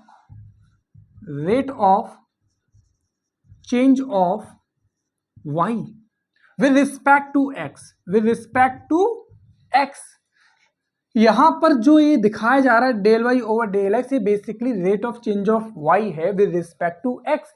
एक्स अगर चेंज होगा तो वाई में भी चेंज आएगा। तो ये रेट बेटा एवरेज रेट है, कैसी है? एवरेज रेट है, average rate of change of y. लेकिन अगर मैंने ये कह दिया कि बेटा del x tending to zero है, मतलब कि बहुत कम चेंज, बहुत बहुत छोटा सा चेंज, मतलब कि मैं ये बात कहना चाह रहा हूं जैसे कि मान लो आप कहीं भी सड़क पर गाड़ी चला रहे हो, है ना, अब आपकी स्पीड सब जगह तो सेम होती नहीं है। मान लो मैंने कहा कि आपको इस पॉइंट से दूसरे पॉइंट तक जाना है, सड़क कोई सीधी सड़क ले ली और आपसे कहा कि जाओ जाओ सीधे जाओ गाड़ी लेके और वहां दूसरी डिस्टेंस दूसरे पॉइंट पे पहुंच जाओ। तो जब आप गाड़ी चला रहे हो बुर्र बुर्र बुर्र, तो बेटा ऐसा तो है नहीं है कि आपकी हर जगह पर स्पीड सेम हो। कभी आपकी स्पीड 30 होगी, ट्रैफिक आ गया तो स्पीड घट के और 20 हो जाएगी, कभी आपकी स्पीड 80 तो कभी 100 भी होगी, अगर ट्रैफिक नहीं है तो 100 भी हो जाएगी, है ना। तो मेरा ये कहना है कि अगर मैंने आपसे बोला कि बताइए आपकी एवरेज स्पीड क्या रही, एवरेज स्पीड क्या रही, अब देखो फॉर्मूला बचपन में पढ़ा है ना, स्पीड बराबर क्या होता है? Distance upon time, distance upon time. अब मान लो मैंने आपसे ये कह दिया, ठीक है, ये ले लिया, ये कोई डिस्टेंस मान लो 30 किलोमीटर की डिस्टेंस ले ली, सही है, और मैंने ये कहा कि शुरुआत के जो 10 किलोमीटर थे वहां तक तो आपकी स्पीड रही 30 किलोमीटर पर आवर, सही है, फिर बाकी की जो 20 किलोमीटर की डिस्टेंस जो बची है उसमें आपकी स्पीड क्या रही है? जो बाकी की 20 किलोमीटर की डिस्टेंस बची, इसमें मान लेते हैं आपकी स्पीड रही है 60 किलोमीटर पर आवर। अब आपसे बस ये सिंपल सा सवाल पूछा जाएगा कि बताइए एवरेज स्पीड क्या रही है। तो एवरेज स्पीड आप क्या बताओगे बेटा? एवरेज स्पीड आप यही तो बताओगे कि सर जो एवरेज स्पीड है वो है हमारी total distance over total time, over total time. हाँ जी, यही तो बताओगे। तो बेटा टोटल डिस्टेंस तो आपकी ये निकाल लोगे, आप 30 किलोमीटर है, लेकिन फिर टोटल टाइम भी तो निकालना पड़ेगा। तो टोटल टाइम पहले तो आप इस वाली केस में निकालोगे, बेटा टाइम मान लीजिए t1 हो जाएगा। अब टाइम बराबर आप जानते हो, है ना, टाइम बराबर क्या होता है आपका? Distance over speed. तो आपने कहा सर डिस्टेंस तो 10 किलोमीटर थी और स्पीड कितनी थी? 30 किलोमीटर पर आवर। तो लीजिए पहले के लिए टाइम तो यह आ जाएगा 1/3, और t2 अगर टाइम निकालोगे तो वो कितना आ जाएगा? डिस्टेंस कितनी थी? 20 और बट्टा 60, यानी कि 1/3, ये भी हो गया। हाँ जी, क्या इतनी बात कंप्लीट है? सही है। अब इसके बाद बस आपको टोटल टाइम रखना है, t1 प्लस t2 करके आप एवरेज स्पीड निकाल लोगे, है ना। लेकिन अब मैंने क्या कहा, देखा ध्यान से समझ, चलो ये निकाल देते हैं। ये आ जाएगा 30 डिवाइड में 1/3 प्लस 1/3 2/3, 3 का ऊपर मल्टीप्लाई 90 डिवाइड बाई 2, और ये हो जाएगा 45। मतलब कि आपकी जो एवरेज स्पीड है ना वो 45 किलोमीटर पर आवर रही। लेकिन अगर मैं आपसे ये कहना चाहता हूँ कि बस आपने बाइक स्टार्ट ही की तो उस वक्त आपकी स्पीड क्या थी, मतलब बिल्कुल चेंज लाने ही नहीं दिया मैंने, यहां तब भी चेंज आ गया 30 से 20, ये देखो 30 किलोमीटर से 60 किलोमीटर का चेंज लिया है ना डिस्टेंस पर। मैं कह रहा हूं भाई चेंज लानी नहीं दे रहा हूं, बिल्कुल जैसे स्टार्ट की इंस्टेंटेनियस, क्या बोला मैंने? इंस्टेंटेनियस, एकदम उसी इंस्टेंट पर कितना चेंज आया, है ना, बिल्कुल उसी इंस्टेंट पे। तो बेटा ये वही है, देखो जब डेल एक्स मैंने बिल्कुल जीरो के पास कर दिया तो बेटा ये इंस्टेंटेनियस चेंज आ गया, किसमें? वाई में। अब इसको मैं क्या बोलूंगा, अब ये जो आपने यहाँ लिख लिया बेटा, अब ये वास्तव में है क्या? तो इसका मतलब अगर आप ध्यान से देखोगे तो बेटा ये है आपका इंस्टेंटेनियस रेट, ठीक है, ये क्या है आपकी? Instantaneous rate of change of y with respect to x. क्या इतनी बात कंप्लीट है? ये बात समझ में आई कि नहीं आई आपको, है ना? क्या ये बात समझ में आई? चलिए जी, हाँ जी, ये बात समझ में आई। तो instantaneous rate of change of y with respect to x. अब इस मैंने बेटा जो बताया ना ये, तो बेटा इसी चीज को आप क्या बोलते हो? D y over d x. पढ़ने का तरीका वैसे ऐसे ही है, d over d x of y, लेकिन अगर आप d y over d x पढ़ते हो तब भी कोई दिक्कत वाली बात नहीं है, और ये निकल कर आ जाएगा limit del x tending to zero f of x plus del x minus f of x del x. ये फॉर्मूला आपको याद नहीं करना। आप कह रहे हो सर ये आपने बड़ा सा फॉर्मूला करा दिया, ये फॉर्मूला आपको याद नहीं करना है, ये तो बस मैंने आपकी क्या कहते हैं नॉलेज के लिए बताया है कि देखो जो डेरिवेटिव होता है ना, इसी चीज को कहा जाता है डेरिवेटिव। ये जो डी ओवर डी एक्स हमने निकाला ना, इसी को आप कहते हो डिफरेंशियल ऑपरेटर, इसी को आप कहते हो डेरिवेटिव। ये वाई तो एक फंक्शन है, तो बेटा ये डी ओवर डी एक्स क्या है, डेरिवेटिव है, तो डेरिवेटिव ऑफ वाई ये हो गया। ये वास्तव में वो तरीका है जिससे हम किसी भी फंक्शन का क्या निकालते हैं, डेरिवेटिव निकालते हैं। लेकिन आपको ये याद नहीं करना, आपको ये याद नहीं करना, आपको क्या याद करना है वो मैं बताऊंगा, है ना। इससे हर फॉर्मूले इससे थोड़ी निकालेंगे, ठीक है, हमको याद करनी है कुछ चीजें, तो वो मैं अभी आपको बताऊंगा। इसका एक फिजिकल मीनिंग बताने के लिए मैंने ये सब आपको कराया। तो अब आपको ये समझ में आ गया कि वास्तव में d y over d x है क्या, क्या आपको अब समझ में आया। अगर आपसे कोई पूछ ले ये वास्तव में है क्या d y over d x, तो आप बता सकते हो ये इंस्टेंटेनियस चेंज ऑफ रेट क्या है, किसकी, वाई की, with respect to x. X के रिस्पेक्ट में वाई जो चेंज हो रहा है वो इंस्टेंटेनियस रेट को बता रहा है, सही है। और अगर मैं केवल del y over del x की बात करूं तो बेटा ये average rate of change of y है विद रिस्पेक्ट टू एक्स। क्या समझ में आया। तो basically del y over del x ये क्या है, चेंज ऑफ वाई है, एक्स में कुछ चेंज करने पर वाई में चेंज आया। इसी तरीके से d y over d x की बात करें तो ये भी बेटा चेंज ही तो आ रहा है वाई में, मतलब एक्स में बिल्कुल हल्का सा चेंज किया और वाई में कुछ चेंज आ गया। तो बेटा डेरिवेटिव ये है। क्या बात समझ में आई। डेरिवेटिव का एक फिजिकल मीनिंग समझ में आ गया कि डेरिवेटिव का वास्तव में मतलब क्या होता है ना। इसी को डी ओवर डी एक्स को हम क्या कहते हैं, डिफरेंशियल ऑपरेटर कहते हैं, डेरिवेटिव कहते हैं, या इसी को, ठीक है, इस तरीके से फंक्शन का जब हम करते हैं ना तो इसी को हम डिफरेंशिएशन करना कहते हैं। क्या इतनी बात समझ में आई। इसका मतलब तो आपको शायद अब मेरे हिसाब से समझ में आ गया होगा, ठीक है। अब यहाँ पर ना कुछ चीजें मैं आपको कराने वाला हूँ, जैसे कि बेटा एक कॉन्स्टेंट फंक्शन को लेके चलते हैं, ठीक है जी। इतनी बात को बने रहने देता हूँ, इतनी चीज को यहाँ से हटा रहा हूँ, ठीक है। ये सारी बातें आप जरा समझते हो चलना, ठीक है। इसको तो मैंने यहाँ से हटा दिया, चलो जी इस एग्जाम्पल को भी यहाँ से हटा देता हूँ, इसकी भी मुझे अभी कोई जरूरत नहीं है, ठीक है। अब एक बात बताओ, एक बात बताओ, मान लो कोई कांस्टेंट फंक्शन ले लिया मैंने, ठीक है, कोई भी कांस्टेंट फंक्शन। आप कहो से कांस्टेंट फंक्शन क्या होता है बेटा, कांस्टेंट फंक्शन कुछ नहीं, कोई भी एक वैल्यू मान लो सी ले ली मैंने, कांस्टेंट सी से डिनोट कर रहा हूँ। कांस्टेंट का मतलब क्या हुआ, कोई भी ऐसी वैल्यू जिसे हमें चेंज नहीं कर सकता, तो ये बस वही कांस्टेंट ले लिया। एक बात बताओ, मुझे एक बात बताओ, अगर मैंने y बराबर कभी 2 ले लिया, ये भी एक फंक्शन है। कौन सा फंक्शन है, ये कांस्टेंट फंक्शन है। फंक्शन को भी डिफाइन किया गया अलग अलग कैटेगरी में, है ना। तो ये कौन सा फंक्शन है बेटा, ये है आपका कांस्टेंट फंक्शन। अब एक बात बताओ, अब अगर मैं x में कुछ चेंज करूंगा तो क्या y में कुछ चेंज आएगा, बताओ। नहीं आएगा, बिल्कुल सही कहा आपने, बिल्कुल नहीं आएगा, क्योंकि ये तो कांस्टेंट है। अब आप x में 2 का नहीं 10,000 का चेंज कर दो, y में कुछ चेंज आएगा, नहीं आएगा, ये कांस्टेंट है।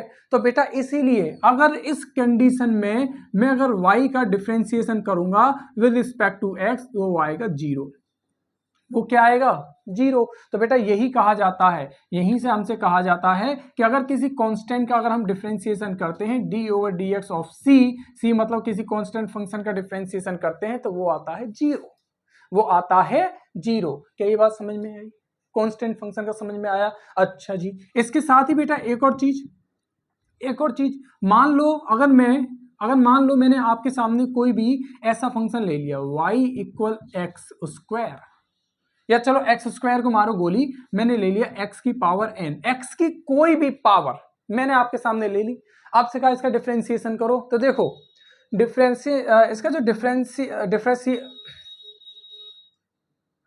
तो देखो जो इसका डिफरेंशिएशन करने का जो तरीका है ना वो वास्तव में ये वाला फॉर्मूला है, इसी फॉर्मूले से आप इसका डिफरेंशिएशन करते हो। लेकिन हमें ना यहाँ पर फॉर्मूले को याद रखना है, इस फॉर्मूले से करेंगे तो बहुत लेंथी पड़ेगा, आपको ना याद कराया जाएगा जो कि मैं करा रहा हूँ, ठीक है। अगर कभी भी हमें x की पावर n का डिफरेंशिएशन करना है तो बेटा वो क्या होगा, ध्यान रखेंगे d over d x of x की पावर n, तो ध्यान रखेंगे पावर को आगे लेकर आओ, सही है, और जो x बचा इसकी पावर से 1 की कमी कर दो। समझ में आई, हाँ जी ये बात समझ में आई। हमने क्या कहा, पावर आगे आएगी और x की पावर में से 1 की कमी कर दी जाएगी। बात क्लियर है बेटा, ये आपको याद कर लेना। बेसिकली जो हम इसे सॉल्व करते हैं ना, इस वाले फॉर्मूले से सॉल्व करके पूरा का पूरा ड्राइव करके बताते हैं कैसे आता है, लेकिन आपको इतना सब नहीं करना, सही है। बाकी अगर आपकी जिज्ञासा हो तो आप कर सकते हो, लेकिन मत करना, ठीक है, इतना ज़्यादा जरूरी नहीं है। क्या बात समझ में आई? इसी तरीके से बेटा अगर मैं तीसरी कोई बात करूं, मान लीजिए मैंने कोई फंक्शन ऐसा ले लिया c इंटू यू कोई भी फंक्शन है, x में भी होगा y में, ठीक है, मैंने क्या कहा u कोई और फंक्शन है, ठीक है, c आपका वही कांस्टेंट है। अब मुझसे कहा गया अब जरा डिफरेंशिएशन करो, तो आपने कहा dy ओवर dx जो आएगा वो क्या आएगा, d over dx of cu। क्या बात समझ में आई? तो बेटा हमने जैसा कि पहले कह चुके हैं कि कांस्टेंट में कोई चेंज नहीं आता, तो बेटा कांस्टेंट जैसा रहता है ना उसे बाहर फेंक दो, बचा जो है अंदर वो रख दो, बस ये हो गया बेटा आंसर आपका, ये हो गया answer c into D you by D x. अब u कोई भी फंक्शन होगा, जैसा कि मान लो फॉर एग्जांपल मैंने ये ले लिया आपके सामने y इज इक्वल्स टू, मान लो ये ले लिया 3x, ये ले लिया 3x। अब आपसे कहा गया चलो सर बताओ, चलो 3x स्क्वायर ले लेता हूँ फिलहाल के लिए, ठीक है। आपसे कहा गया सर अब जरा इसका डिफ्रेंसिएशन करो, तो dy over dx is equals to d over dx of 3x square. तो जैसा कि मैंने कहा कांस्टेंट पर कोई फर्क नहीं पड़ता, तो कांस्टेंट तो बाहर कर दो, बचा अंदर कौन सा, x स्क्वायर। अब बेटा ये चीज मैंने आपको करके दिखाई है, देखो यहाँ x की पावर n का डिफरेंशिएशन क्या होता है, n x की पावर n माइनस 1, पावर आगे लो, पावर से की कमी कर दो, तो बेटा पावर आगे लेंगे 3 इंटू पावर आगे लेंगे, बेटा ये कांस्टेंट था पहले से, यहाँ एक्स स्क्वायर की पावर आगे ली 2 इंटू एक्स की पावर 2 माइनस 1, तो आपने साफ साफ कह दिया यहाँ पर आपको क्या मिल जाएगा, 3 2 जा 6 इंटू एक्स की पावर 1 बचेगी। बताओ क्या इतनी बात सही है? बात समझ में आई इतनी सी? चलिए जी, तो आपको इतनी बात समझ में आई। चलिए जी अब इसी पे ना आगे चर्चा करते हैं, इसी पर हम आगे चर्चा करते हैं। इसको मैं हटा रहा हूँ, है ना, आपने पूरा ये नोट कर लिया होगा। चलिए जी ठीक है, इससे मैं अब पूरा हटा देता हूँ यहाँ से। अब जरा आगे उन्हीं क्वेश्चंस पर बातचीत करते हैं। तो जैसा कि मैंने कहा, क्या कहा, अब मान लीजिए इसी पे मैं एक और फॉर्मूला लेके चलता हूँ, क्या ये आ गया, y इज इक्वल्स टू, हमने ले लिया 4x की पावर 3 प्लस 2x माइनस 1। अब ध्यान रखना, अगर आपको कभी इस तरीके से फंक्शन अलग अलग ऐड करते हुए आए तो आपको कुछ नहीं, उनको अलग अलग ही डिफ्रेंशिएट करना है। कैसे?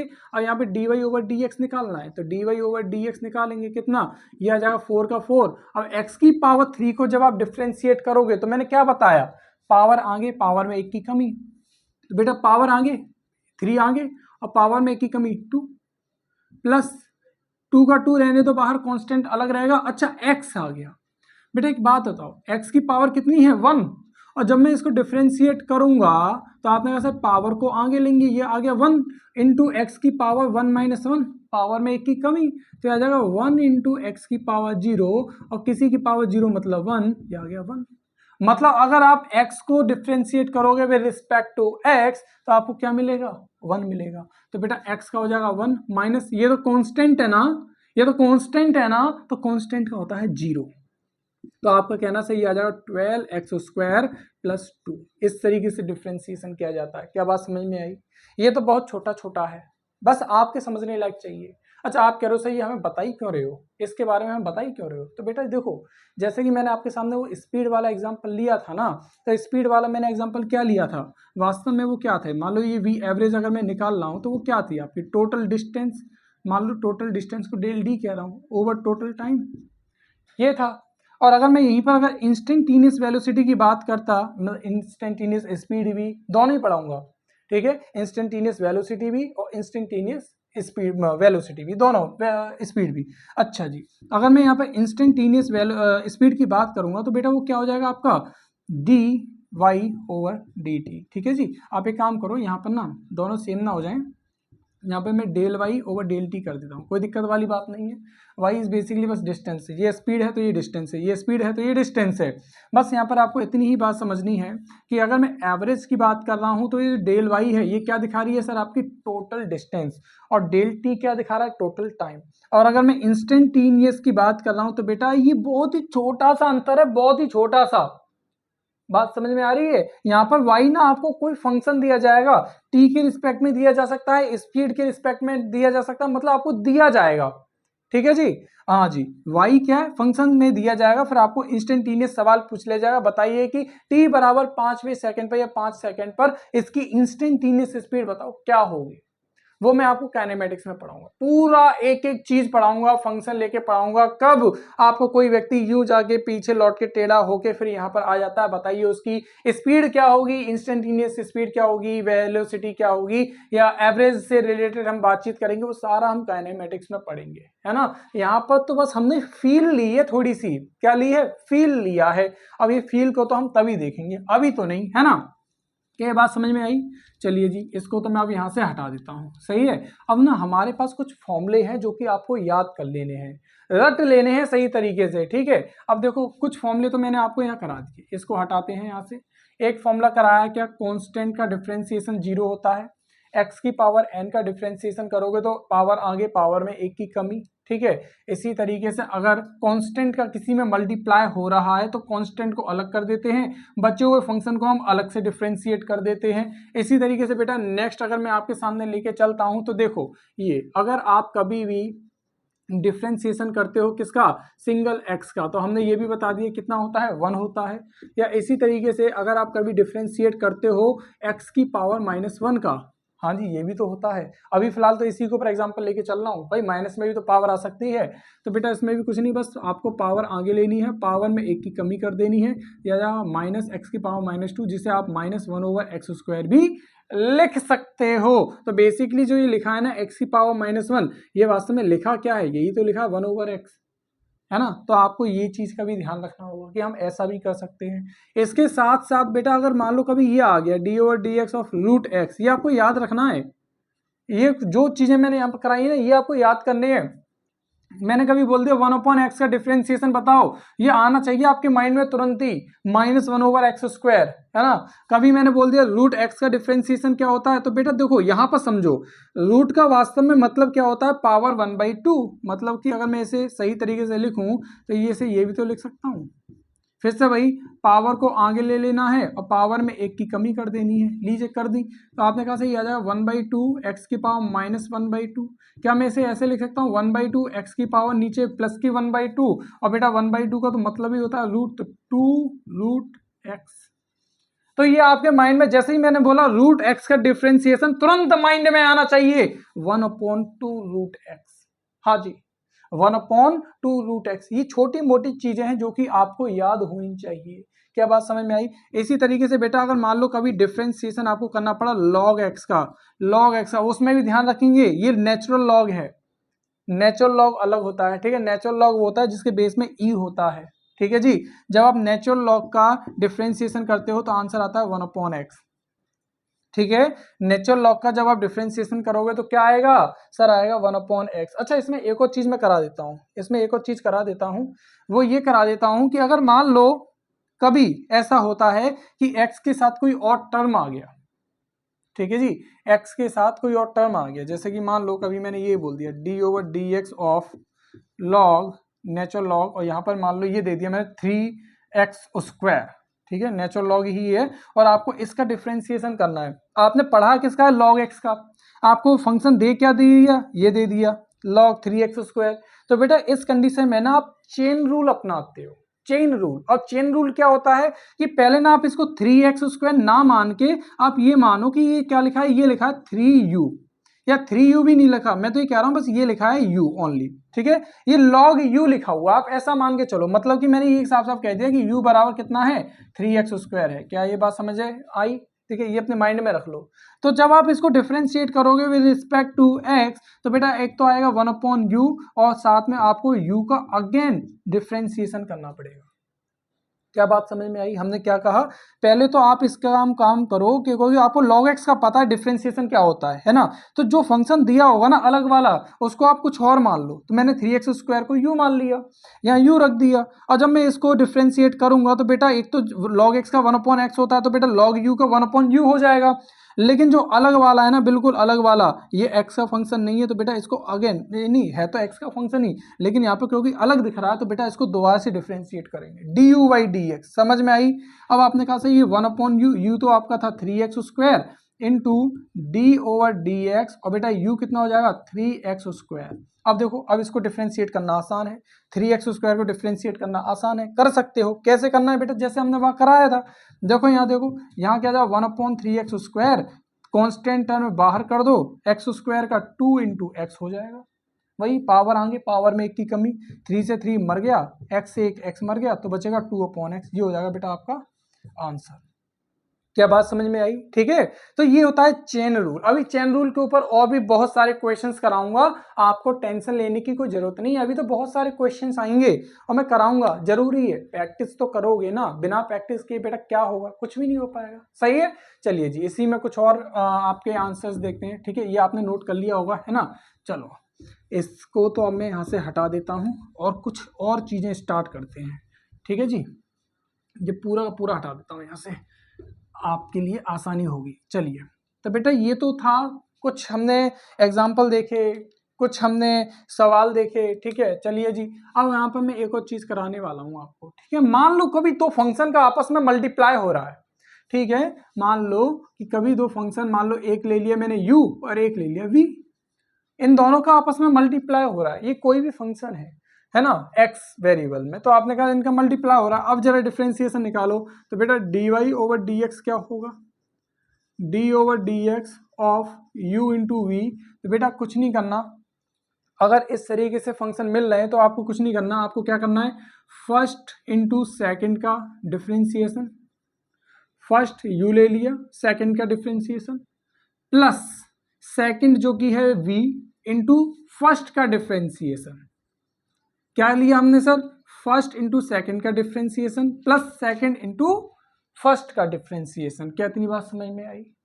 क्या बात क्लियर है? इतनी सी आ रही है बात समझ में? अब आप कह रहे हो सर ये का कोई एग्जांपल तो बताओ, अगर आगे तो कैसे करेंगे। तो बेटा सिंपल सी बात है, मान लो कभी ये ले लिया मैंने, y equal x square into log x, मैंने ये ले लिया, तब क्या जानोगे बेटा, तब हम इसको कैसे डिफरेंशिएट करेंगे। तो बेटा डिफरेंशिएट कैसे करना है, dy over dx equal d over dx of x square log x। अब बेटा यहाँ पर जरा ध्यान दो, यहाँ पर दो फंक्शन अलग अलग है, एक एक्स स्क्वायर और एक लॉग x। तो बेटा यहाँ पर हम इस वाले फॉर्मूले का इस्तेमाल करेंगे। कैसे, फर्स्ट क्या है एक्स स्क्वायर, सेकेंड का डिफरेंशिएशन करो जो कि है आपका लॉग x, प्लस सेकंड क्या है आपका log x, और फर्स्ट क्या है सर आपका एक्स स्क्वायर।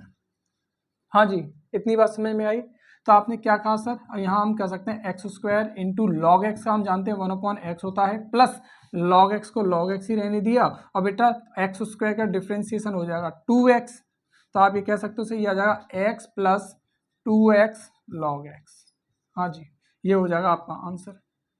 बात क्लियर है कि नहीं है? तो इस फॉर्मूले का हम इस जगह पर इस तरीके से इस्तेमाल करते हैं। ठीक है, इसी तरीके से बेटा एक और आपको एक फॉर्मूला करा रहा हूँ। ठीक है, एक और फॉर्मूला करा रहा हूँ। मान लो मैंने आपको ये दे दिया y equal u upon v, अब भागित में दे दिया, डिवाइड हो रहा हूँ, ये तो मल्टीप्लाई में था, अब चलो भाग वाला दे दिया। सही है, तो आपने कहा ये कैसे करेंगे, तो देखो यहाँ पर जब आप डिफरेंशिएशन निकालोगे तो बेटा यहाँ पर क्या आएगा, तो आपने कह दिया सर यहाँ पर देखो, ये एक तो आपका क्या है न्यूमरेटर, एक क्या है डिनोमिनेटर, तो आपको ये करना है सर, डिनोमिनेटर को ऊपर लिखना है और न्यूमरेटर का कर देना है, क्या कर देना है डिफरेंशिएशन, फिर लिखाना है माइनस, फिर आपने क्या कहा सर, देखो ध्यान रखेंगे ये u है, ठीक है, ये v जैसा लग रहा है, ये u है, ठीक है, फिर माइनस करेंगे, फिर u जो कि न्यूमरेटर है इनटू डिनोमिनेटर का अवकलन डिफरेंशिएशन, और डिवाइड में कितना, डिनोमिनेटर का स्क्वायर।